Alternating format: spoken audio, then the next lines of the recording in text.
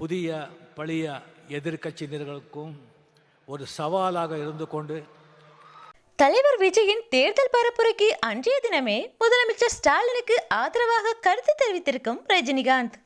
தலைவர் விஜய் அவர்கள் நேற்றைய தினம் தனது தேர்தல் பரப்புரையை திருச்சியிலிருந்து தொடங்கியிருந்தார்.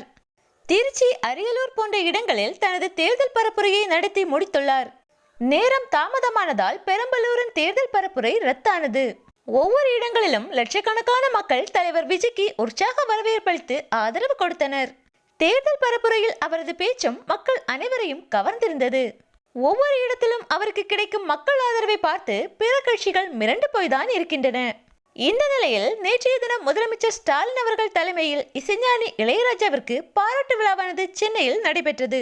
இதில் பல திரைப்பிரபலங்களும் கலந்து கொண்டனர்.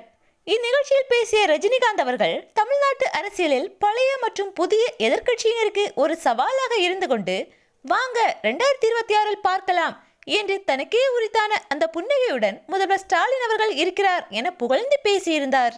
திரு ரஜினிகாந்த் அவர்களே, உங்களை விட சின்ன பையன்தான் விஜய்.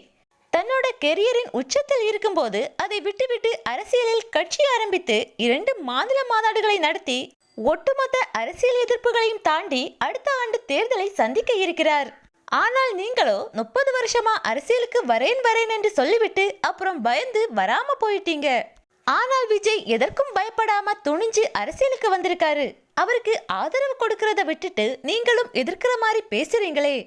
உங்களில் யார் ஆதரவு கொடுத்தாலும் கொடுக்காவிட்டாலும் மக்களின் பேராதரவுடன் 2026 தலைவர் விஜய் அவர்கள் ஆட்சி அமைப்பார்.